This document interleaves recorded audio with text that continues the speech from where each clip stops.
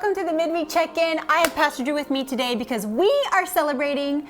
We are starting the book of Revelation, which means we are almost done with almost made the it Bible all the way through in 1 year, you guys. Way to go. So awesome. Doesn't it feel so good? But I don't know about you, I definitely am. Another reason Pastor Drew's here is because I'm like, yeah, but the book of Revelation is a little bit weird. And I'm like, what exactly is it about? There are parts I totally understand, and there are parts I'm like, ugh, I don't really get that. Yes. What's that about? It's definitely one of those books where people are either incredibly fascinated with it and maybe a little too fascinated with it, or they completely ignore it and don't read it at all. Mm-hmm.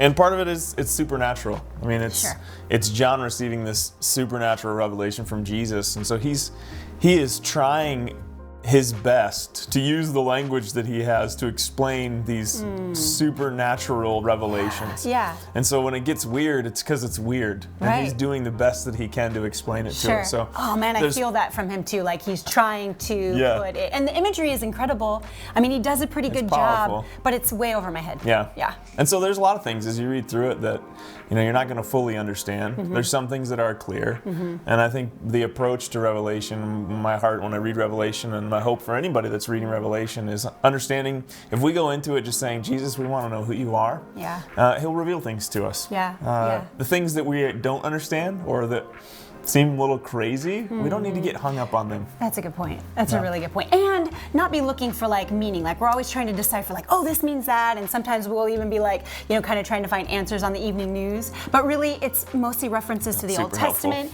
and then promises that are coming, historical stuff. Like it really isn't about like, oh, this means that and I'm going to predict that with it. It's really not intended for that at all. But I think we're tempted for that. That's another thing that I love about Revelation because it's a bookend to the scriptures. In the beginning we have the story of creation and God giving us life and creating an environment where he dwelled with us, he walked with us. And in the end of the story, he's going to return and he's creating a dwelling place with us again. Yeah. And so God brings restoration to all things. So that's what we can look forward to and kind of put our hope in.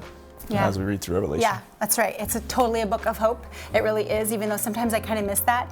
It's also a book full of worship, I think. Like there's like all this, again, back to that imagery, there's imagery that lends toward worship, and it's just this holy, supernatural thing that we get to, kind of walk out and read through and sift through. And I think that situations like this, where we are finishing the Bible, in a year, and we're almost kind of forced to read it, is really good for us. Because I think you're right, where we will either avoid it or we'll only read parts of it that kind of make sense, but this is really, really good. So we're almost there. We encourage you to read all the way through it. We encourage you to finish well.